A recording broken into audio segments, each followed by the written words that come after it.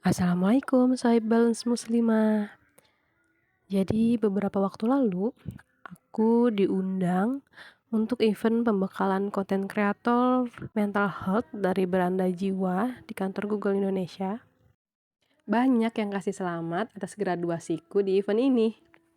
Tapi jujur, di balik ini, aku justru merasa palsu. Saat di atas ojek ini, angin kencang ini seolah menampar aku dan bilang, sejauh apapun pencapaian membawa kita pergi, kalau kita belum memaafkan diri, kita sebenarnya nggak pernah pindah dari tempat yang menyakitkan itu. Hai, selamat datang di channel Balance Muslimah. Kenalin, aku Putri Hanifah, teman kamu capai keseimbangan hidup. Sebelum lanjut, yuk tekan dulu tombol subscribe dan like, karena semakin banyak yang nonton, semakin luas pesan seimbang ini sampai ke muslimah lainnya yang sedang merasa sendirian. Sebagai sarjana psikologi, aku sering dituntut punya jawaban atas semua masalah. Tapi realitanya, aku juga pernah terjebak di lift perasaan yang sama dengan kalian. Ngerasa capek terus padahal gak kemana-mana. Ternyata capeknya bukan di badan, karena kerjaan rumah yang gak ada habisnya, tapi hati yang gak pernah diizinin berhenti. Kita terlalu keras menghukum diri atas perasaan bersalah di masa lalu, sampai lupa cara menyayangi diri yang sekarang sedang berjuang di peran kita masing-masing sambil menggendong mimpi.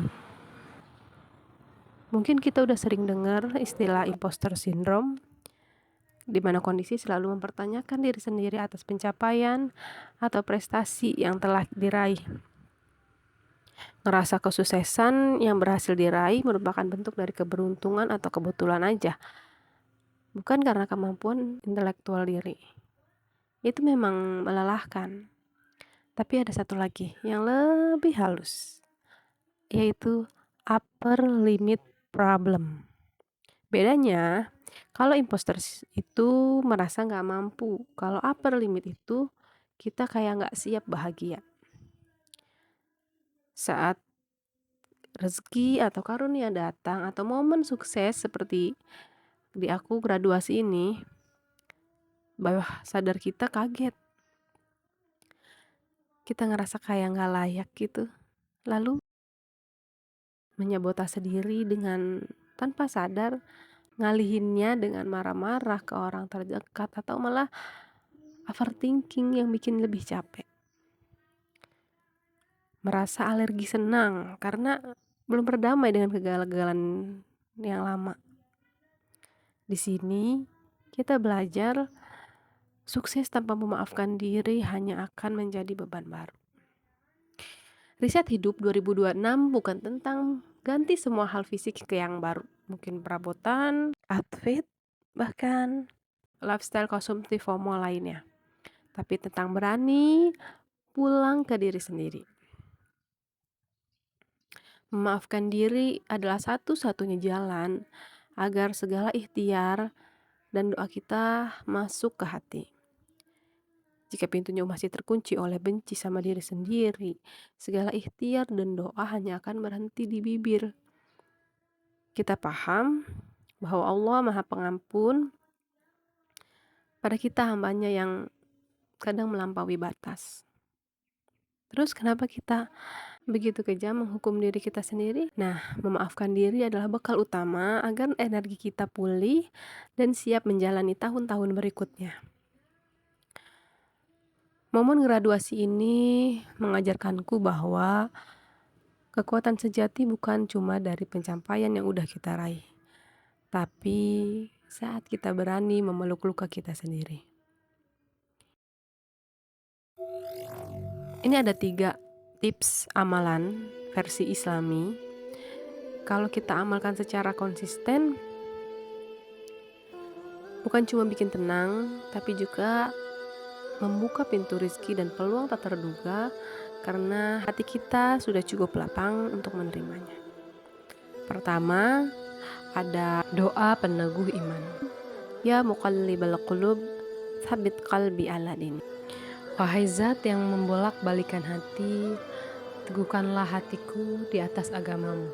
Dalam riwayat diceritakan istri Rasul, Sayyidah Ummu Salamah, bertanya kepada Rasulullah, mengapa Rasulullah Shallallahu Alaihi Wasallam sering memanjatkan doa ini? Bersabda Rasulullah, menganalogikan bahwa iman kita itu ada di sela jari jemari Allah yang dibolak-balikan. Nah, kita memanjatkan doa ini agar Allah meneguhkan kita dalam agamanya.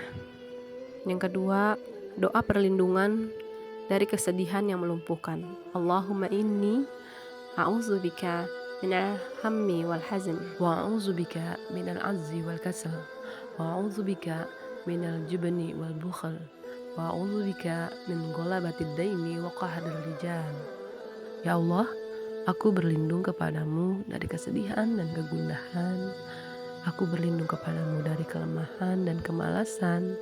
Aku berlindung kepadamu dari rasa takut dan sifat kikir.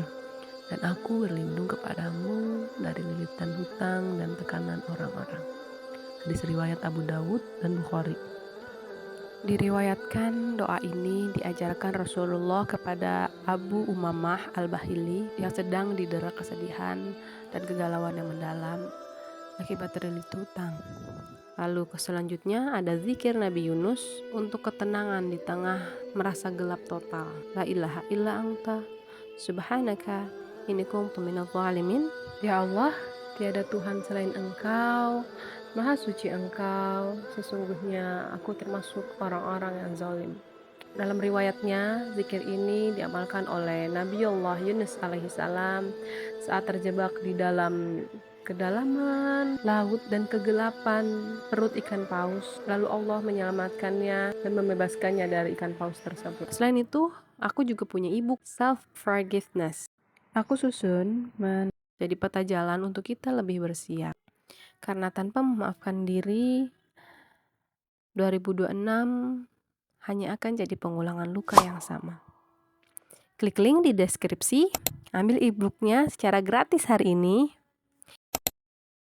Sekarang aku pengen dengar Sohib Pilan semua, apa hambatan terbesar kalian untuk waras di 2026 ini? Dan apa tema yang ingin kita bedah bareng-bareng di video selanjutnya? Tulis di kolom komentar ya. Aku bakal baca dan balas satu persatu yang kemudian akan jadi ide videoku selanjutnya. Jangan lupa terhubung juga denganku di platform sosmed lainnya agar kita bisa lebih dekat. Mari berdamai dengan luka dan pulih bersama.